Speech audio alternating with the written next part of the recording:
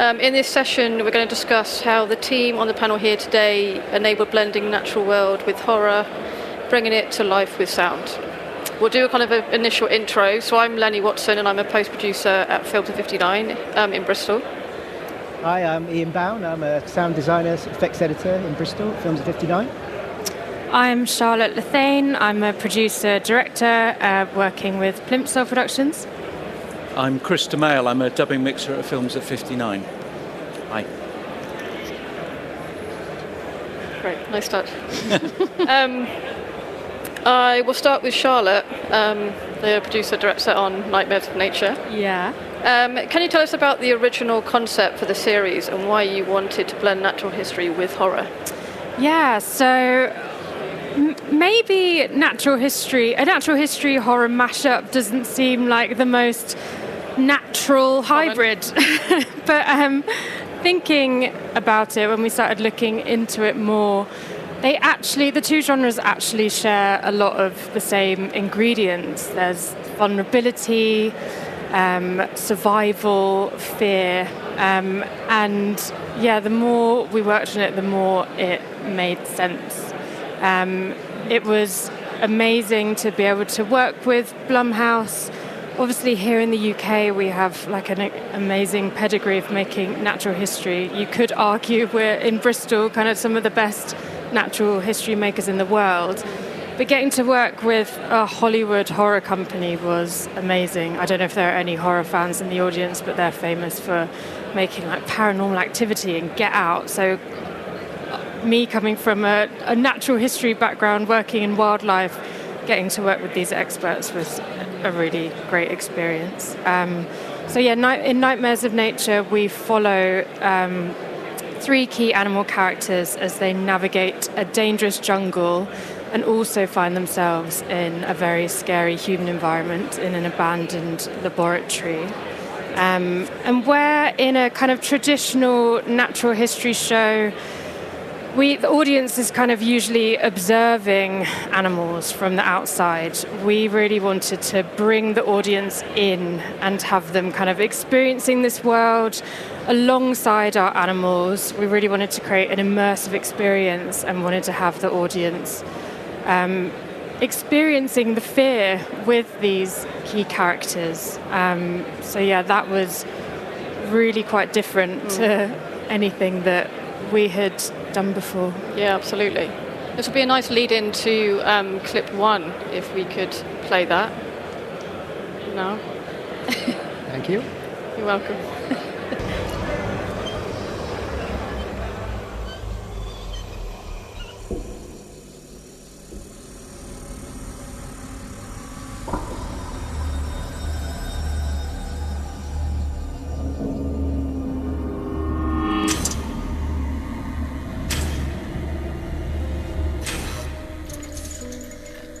An old abandoned building.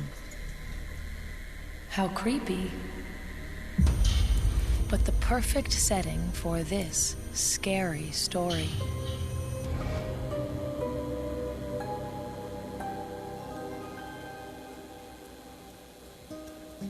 At 4 months old, it's very unusual for an opossum so young to be on his own.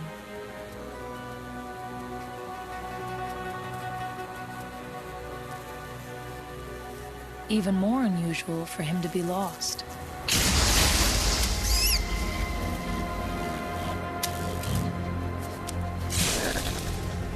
In an old laboratory, riddled with danger. I mean, right now, as he hunts for snacks, he's being hunted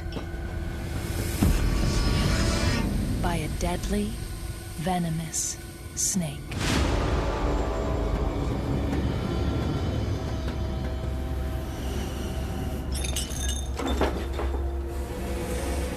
Which almost always ends badly.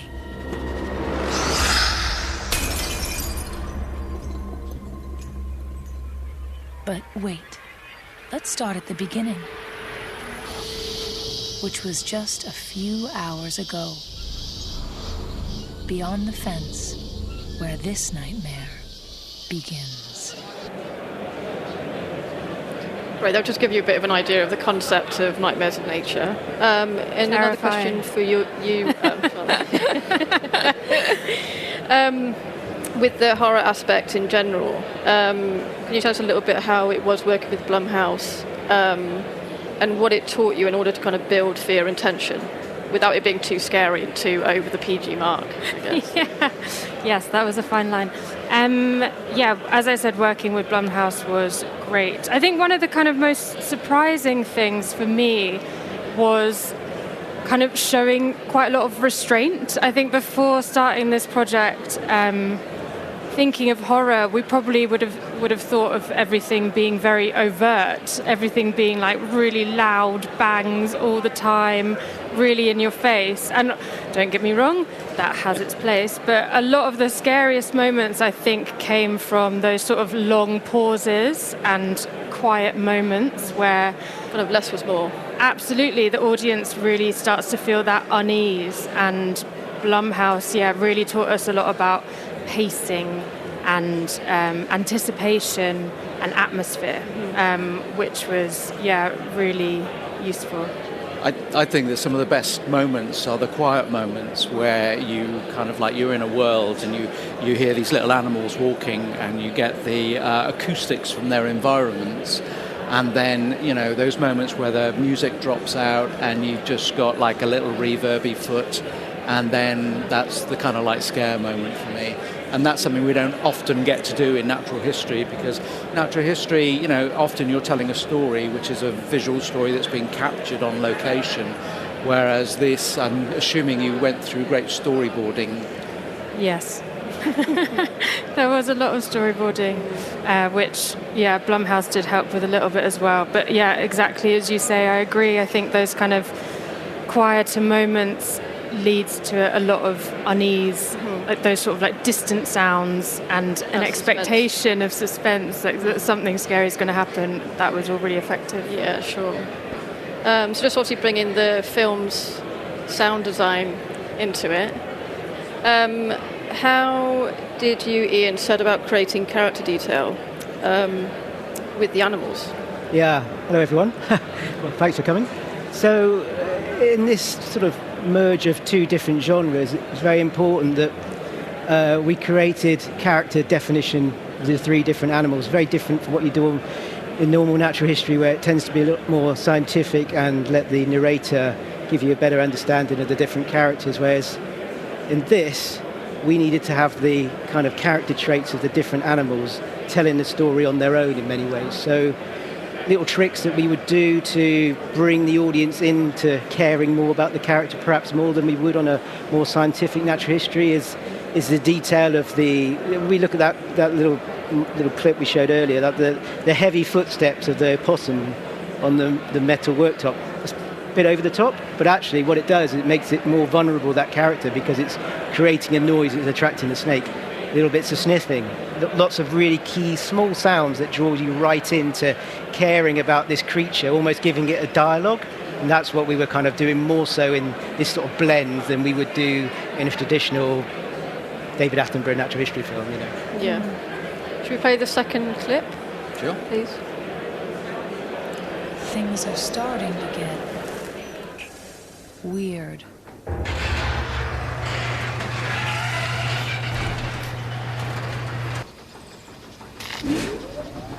This covert lab was created to run off the grid. To go undetected. Hidden. Movimiento detectado. Movement detected. Todos los sistemas listos. All systems ready.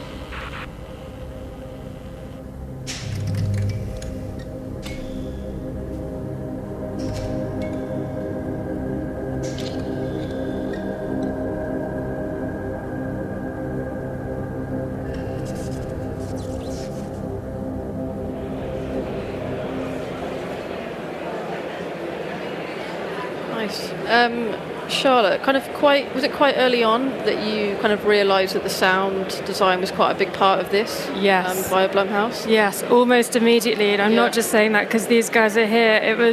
I thought I'd come back with some great images, but without the right soundscape, I mean, the audience just doesn't know how to feel about them. It became really apparent very quickly that so much of making this scary was all about the sound. And yet, to Ian's point earlier as well, kind of getting the audience to empathise with our characters was so important. I mean, if you're not kind of experiencing the world through our characters' eyes, then nothing scary. You don't care about. If you don't care about them, then you're not feeling the fear for them. So that was super important. And yeah, basically, I think kind of directing sound is directing emotion, and emotion was just so important for us in horror. It was everything. The journey of it. Absolutely. So yeah, sound was just vital for that. Yeah, makes sense. One for you, Chris. Obviously, this was delivered in Dolby Atmos. It was, Did it bring any benefits, you think, to the sound? I think from a sound perspective, what we've got... Has anyone actually seen the series? Excellent. Oh, wow. Well done. Excellent. So it goes through many locations. We get to play a lot with some indoor locations, lots of very reverberant, very spooky indoor labs. We go underwater, but some of the great moments are we go back to outside and have just wonderful soundscapes. We've had some great wild tracks from locations, so we could use those. And it is quite nice having that kind of claustrophobic atmosphere of inside a lab, or the first 3 episodes were inside a shack. Cabin, yeah. Cabin. I mixed the last 3 of the series.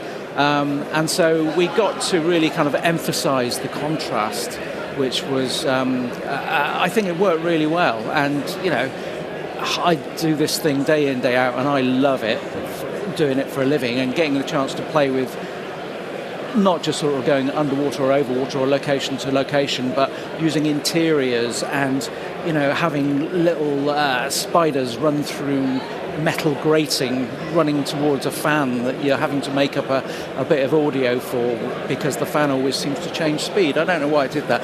But, you know, some really nice challenges which are quite geeky and fun, but from my perspective, I think that Dolby Atmos brought a lot to it because we were able to, you know, spider jumps up on the roof, so, you know, it disappears, you get to hear it up there, you know, and obviously all that has to kind of like translate back down to stereo mixes as well. But yeah, I think that Dolby Atmos was a good end game for it, and I think that, you know, it sounded great in the theatre. It's surprising listening to it on slightly fuzzy headphones because it didn't sound like that when I mixed it. But yeah, it was... it made an impact. It's a good way to showcase the format, really. It's a really good way to showcase that use of positioning sounds, so you can really draw an attention, the audience attention away from something and then bring it back very quickly. Yeah, and there's nothing better when you're mixing in, you know, even 5.1, and, you know, you get to a scary environment and there's things moving, and then you hear something behind you, and you're like, what's that? And, you know, I mixed it and I still get surprised by the sound that's just behind my head, you know. And so I think those moments of, you know, using it so it doesn't distract from the story, but kind of like just puts you there in the environment. So, yeah. One of my favourite moments is when our opossum was hiding in a bush. He's just run from a really scary big cat. And you had the ocelot, you could hear the footsteps of it kind of coming around us with the opossum, and like the sort of being able to decipher where something was. The surround sound of it. The surround sound was just, really frightening. It added so much. Yeah. That kind of links into the next question, Charlotte, for you, is how did you go about kind of choosing the animals and the characters?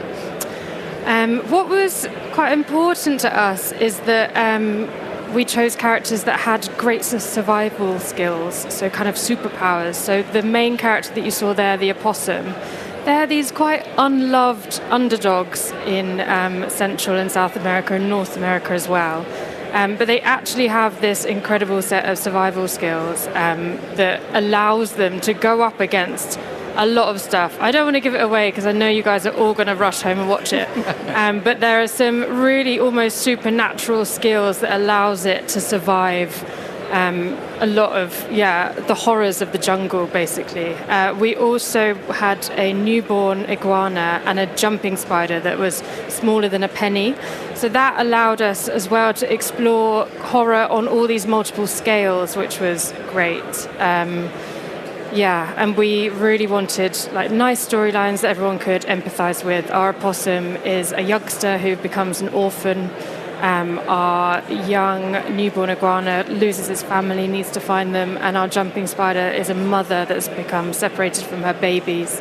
So hopefully the audience are all really rooting for them. That was the main thing, that they kind of had these great abilities that we could sort of show off. Yeah, sure. Did the kind of locations help form that story as well in terms of where you were kind of shooting? Yeah, we were based kind of in sort of central South America in this jungle. So that is where we found our animals. And then also, being able to be in that amazing abandoned laboratory. Sure. The laboratory hid a lot of horrors and a lot of monsters.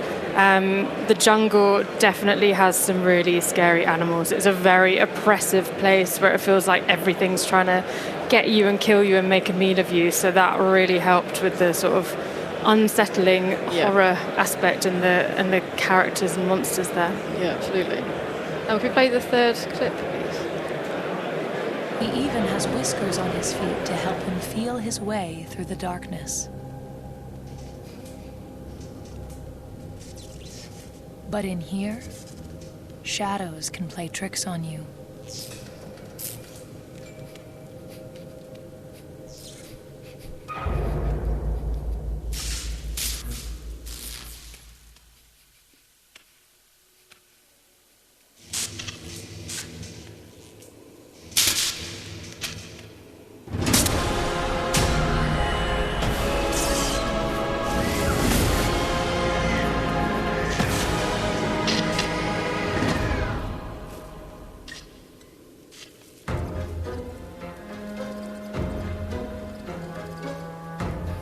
Anyway, back to business.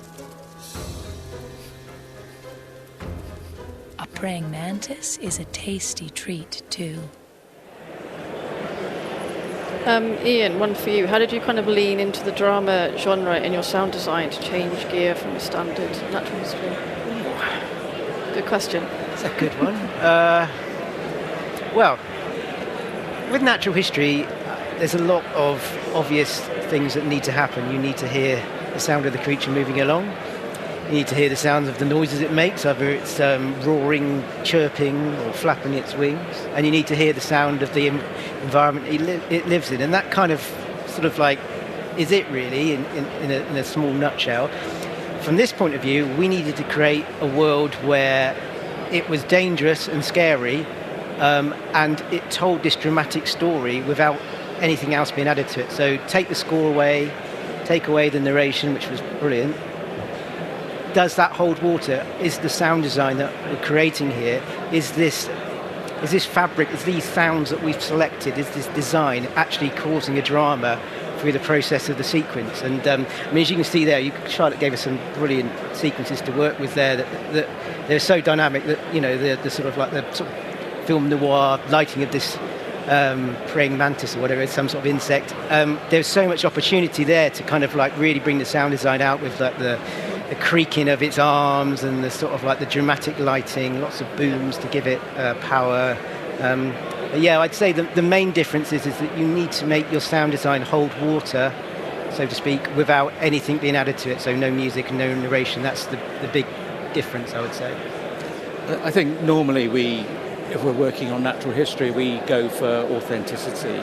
We get audited on what audio we're using to make sure that, if it says lion, it's a lion and not a tiger, and we get behavioural specialists in to make sure that what we're doing, because it's not all recorded live out in the field, And this was such a nice license to add a little extra. So, we've got an iguana underwater holding its breath, and there is someone going, just a little background kind of like hint of that, just to give you, just to reinforce what you're hearing, or reinforce what you're seeing, sorry. So I think that having the Blumhouse stamp on Plimsoll's program just gave us a little bit more license. I don't know if you could hear, but the praying mantis, it's got its own voice. It's not a real praying mantis, but it just, brings out the fact that what you see is a monster in the shadow, and when you cut to, it's this big, it's tiny, it's a little beautiful thing, And so that didn't make a noise. Silent Wrong there. I mean, just, headphones on. just on that, I mean, we talked about it slightly earlier about giving the creatures like a voice, a dialogue, and obviously these little iguanas, were they, or lizards? Iguanas, I should know, shouldn't I? Obviously, they don't really make any noise. So they've got this little thing under their chin, this little thing that comes out. But that almost had its own signature sound of like an old lady's purse, basically, or something like that, a little leather strap. And because we're kind of going for the drama, and we want to kind of be really drawn into these characters, having that loud noise of this thing moving suddenly gave a little bit of script to its movements and what happened to it. Yeah, and you love it as well, don't you? It's really charming, I think. I think that balance between realism and like the creativity of the drama of horror was really important. Like every single one of our animal behaviors was real. We did dramatize the natural history because obviously we can't put any of our animal characters in danger. So everything, although everything was based in reality, everything was very controlled. But yes, we had that kind of creative license to lead into horror tropes, like the kind of Nosferatu-style praying mantis we just saw, which just was so fun. Not just kind of being able to say, yes, okay, that sort of sounds like a lion. We just got to play and go for it, which was such a great opportunity. Yeah. And also, I think we, because of that notion of wanting to put ourselves inside the minds of our key characters, get our audience to empathize with them. If you are a tiny jumping spider that is smaller than a penny, like what does a wasp sound like to you? It might sound like a jumbo jet. So again, we had a bit more license, like bringing the audience into the story rather than being observers. So we're not talking about the bee then? We had a bee sequence, and Charlotte said, "Well, that's not big enough. I know, much bigger bee than that. It has to feel huge." So it's a helicopter bee. It was a helicopter bee, yeah. We have to also give credit to Maya Hawke, who did the narration. Often you'll work on a program and you've got all the elements there, and you've got a temp voiceover, and you're not sure what the final voiceover is going to be. Like when Maya's voice came in, I think we were all just a little bit delighted, weren't we? Just added so much. Very good storytelling. Yeah, she was fantastic, and she really didn't fight the sort of sound design at all, did she? Like her voice really worked really well with it, and yeah, she was brilliant. She really had her own spin and everything, so that worked really well. And yeah. From my perspective, I think it's the first time I've ever mixed something where I've been able to put loads of reverb on a narrator's voice. Because there are moments where she just says, I don't know, can you remember any of the lines where she says... down the corridor, isn't it? Yeah. You can just put her in the environment, which is something we don't do with Sir David or any other narrator really. So the ability to just make her pop now and again, it made it funny. It made it fun. I do hope that it's got a longevity, this show, because it's very sort of, I think might see it Halloween every year, maybe. Yeah. I mean, I suppose from a filmmaker's point of view, if you're making this or something similar, choosing a voice that's got that captivating quality is quite a niche, quite a difficult thing. And so you might have to think outside the box if you make another one. Like that's something that's... We'll just get Maya back. Absolutely. Yeah. Well, you need a very different quality to a standard natural history read, definitely. Oh, there's nothing worse than having a temp voice and then you've, an editor's voice, and then you get to the final mix and the real voice comes in. It's like, I prefer the 10 voice. Yeah. But that didn't happen. Get the editor No, back. yeah, don't say that. One for you, Chris, in terms of technology, it obviously changes rapidly. Is there anything that you think you would do differently now compared to when you did this? I think there's little that we would change. I think that we did have an issue where we had some offline sound effects which we weren't sure the provenance of them, so we weren't going to use them in the show, but they were there as a placeholder, and we needed to replace them, which we did, by listening to the track laid sound effect from the offline, and came, what we could get out of our library, we'd make up another version of that. I think since then we've used a bit of software from a company over here called Orion, which is absolutely genius for listening through your library and finding sounds that are similar to something that you've already got. So. Yeah, couldn't agree more. We're not getting paid for this, but no, go to the so Kraken guys and have a look at Orion if you're into sound design.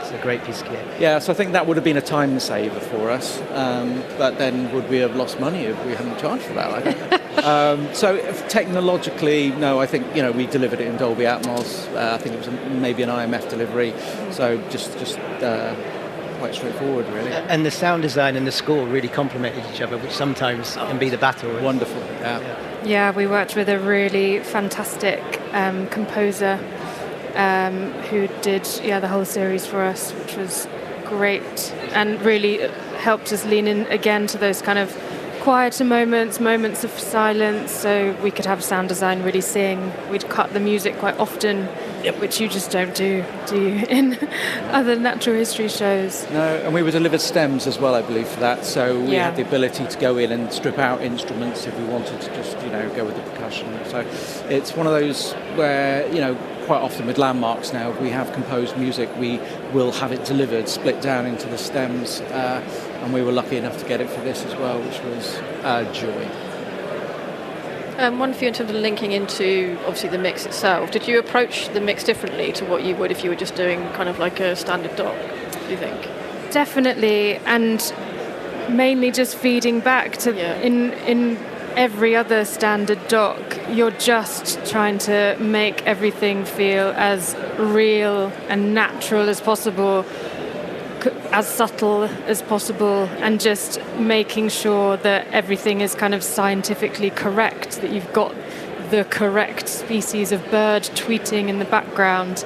And here, Blumhouse gave us that license to just be so much more creative and to put the emotion first, which with storytelling was just, such a gift.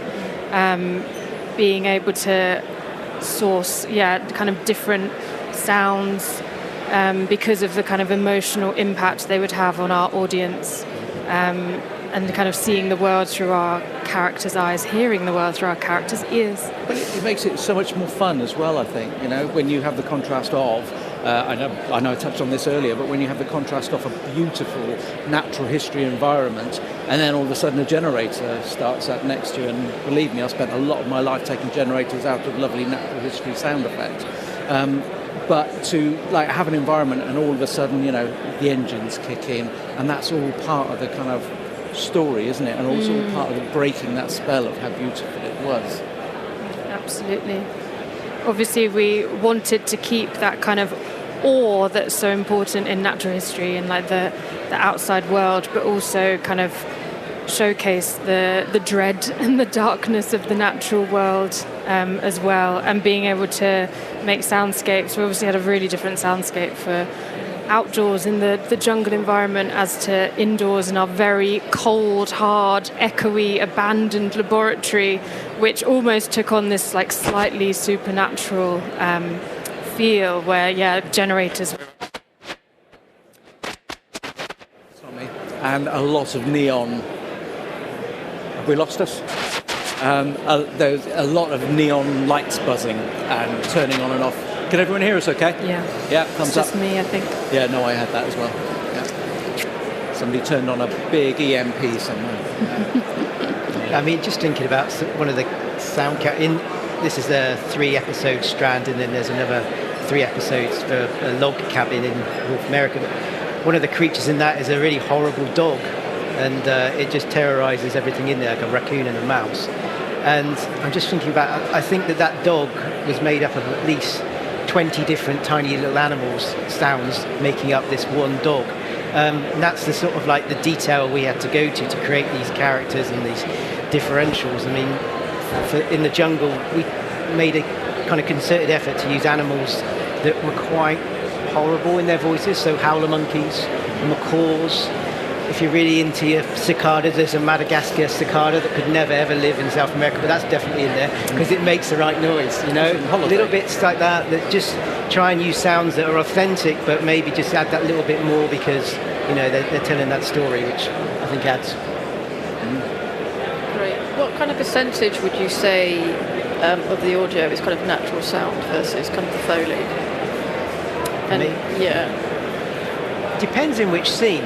Most scenes, it's probably sort of like 40% Foley, 30% actual animal sounds, and the rest sort of like additional supplementary sound design sounds, whether it's like the fan that Chris was talking about, or like sort of like bangs and clangs that you can't see, but are just all part of the environment that creates a soundscape. That's kind of what it is. Yeah. The Foley in this series, we used it in a very different way, didn't we? It was very much kind of like big when it needed to be big, and not used at all. We didn't need it. Yeah, it had a certain kind of ASMR quality to it as well, where you feel really, really close a lot of the time to the animals. But we did cover 100% everything that you see was covered in Foley, so the Foley team did have enough time to do everything, including enhancing maybe a bit of sniffing now and again, and panting and that kind of thing. Just like you'd expect, really. But when we got to the mix, it was kind of like, what's the most important thing to hear in the scene at this time? The opossum screaming, because it's always the screaming. Always the scream. Yeah. They're quite quiet animals, but they do squeak and scream sometimes. Bless them. Thank God.